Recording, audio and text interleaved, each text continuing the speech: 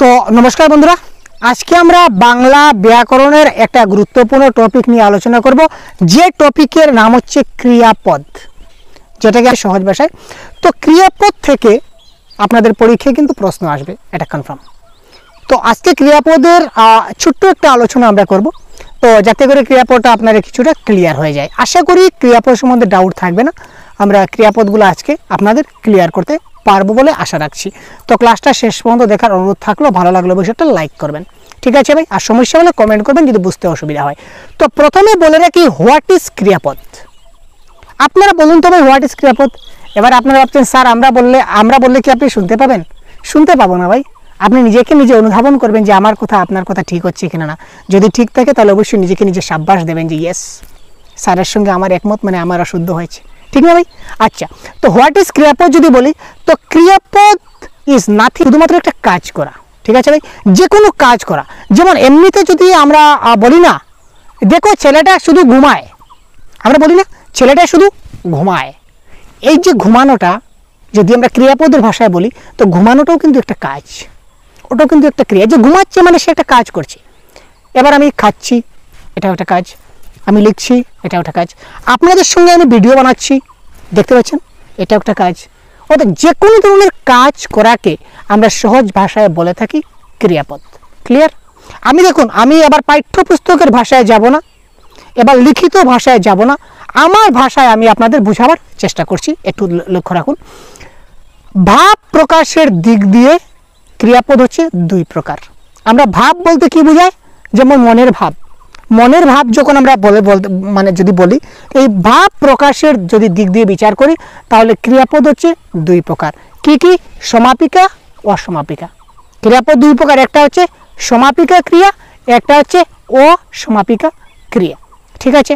একটা বাক্য বলি, আমি ভাত খাই, একটা বাক্য, আমি ভাত খাই, একটা বাক্য বললাম। এবার আমি আরেকটা বাক্য বলছি, আমি ভাত খেয়ে। প্রথম বাক্য কি ছিল? আমি ভাত খাই। সেকেন্ড বাক্য কি ছিল? আমি ভাত খেয়ে। এখানে দেখুন, প্রথম বাক্যে খাই হচ্ছে ক্রিয়াপদ, আর দ্বিতীয় বাক্যে খেয়ে, এটাও কিন্তু ক্রিয়াপদ। কিন্তু প্রথম বাক্যে যে বলেছিলাম আমি ভাত খাই, এখানে দেখুন আমার ভাবটা সম্পূর্ণরূপে ক্লিয়ার।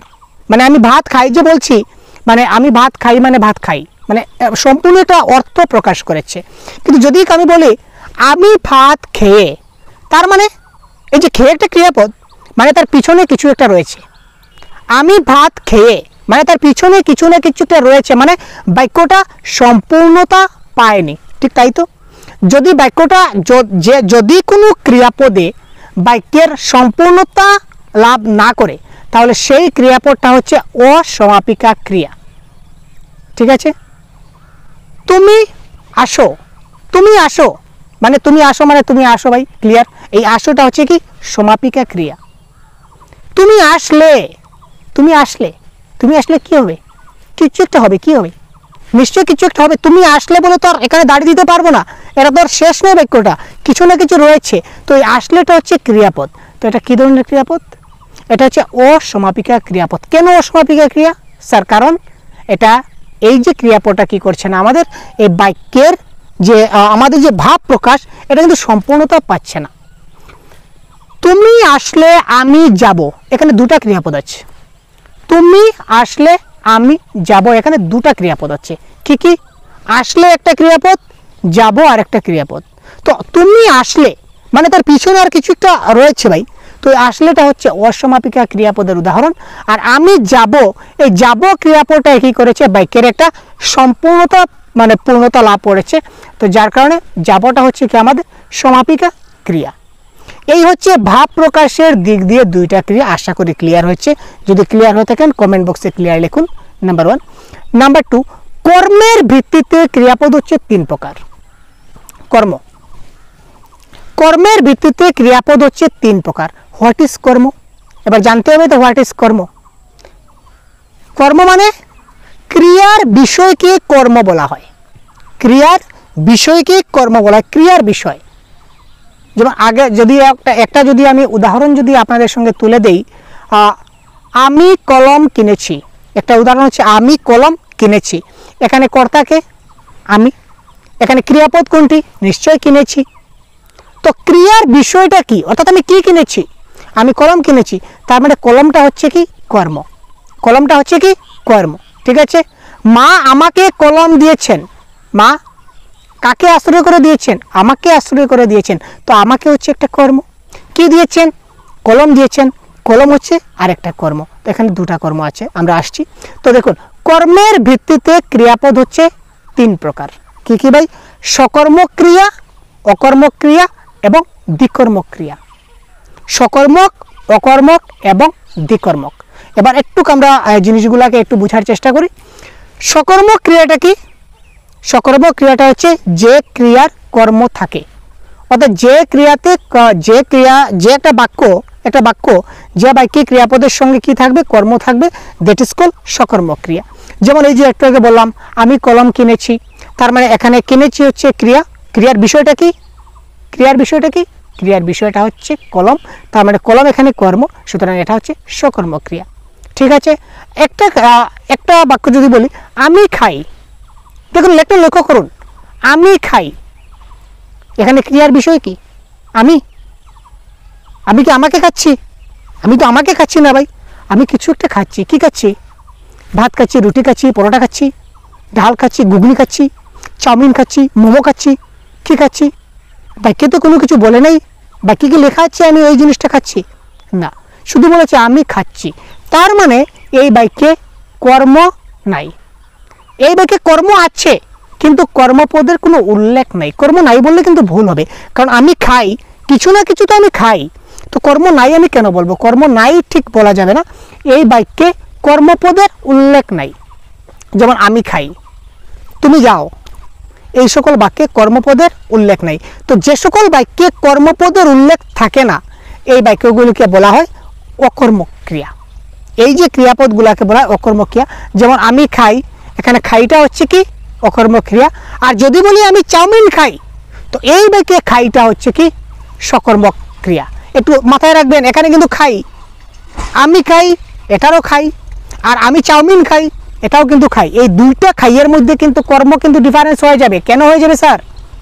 কেন হয়ে যাবে? এই যে আমি খাই, এই বাক্যে কর্মের উল্লেখ নাই, তো কর্মের উল্লেখ নাই মানে এটা অকর্মক। আর আমি চাউমিন খাই, এখানে কি খাচ্ছি? চাউমিন খাচ্ছি, সুতরাং এটা হচ্ছে কি? আমাদের সকর্মক। চাউমিন এটা কর্ম আছে, তার মানে এটা হচ্ছে সকর্মক ক্রিয়া। ঠিক আছে ভাই। তারপর যদি বলি, এবার দেখো সকর্মক গেল, অকর্মক গেল, আর তো সকর্মক অকর্মক আমরা আশা করি বুঝলাম। এবার আমরা দেখব দ্বিকর্মক। তো একটা উদাহরণ আপনাকে দেই। দ্বিকর্মক ক্রিয়া অনেক পাঠ্যপুথিতে আমরা লেখা দেখেছি, বা অনেক আমরা জানতে পেরেছি, মানে দেখেছি আর কি, যে ওনারা বলে থাকেন যে বাক্যে 2টি কর্ম থাকে তাকে দ্বিকর্মক কর্ম বলে না। এটা ভুল ভাই। কেন বল? আমি আপনাদের প্রমাণ সহকারে দেখিয়ে দেব। উত্তরটা হবে এই ধরনের, যে বাক্যে 2 ধরনের কর্মপদ থাকে এই বাক্যকে দ্বিকর্মক বলে। 2টি কর্মপদ নয়, এটা খেয়াল করুন। অনেক বইতে আপনারা পাবেন যে বাক্যে 2টা কর্মপদ থাকে বা 2টি কর্মপদ থাকে এই বাক্যকে দ্বিকর্মক, বা এই বাক্যের যে ক্রিয়াপদ থাকবে ক্রিয়াপদকে আমরা দ্বিকর্মক ক্রিয়া বলতে পারি। কিন্তু না, আসলে না।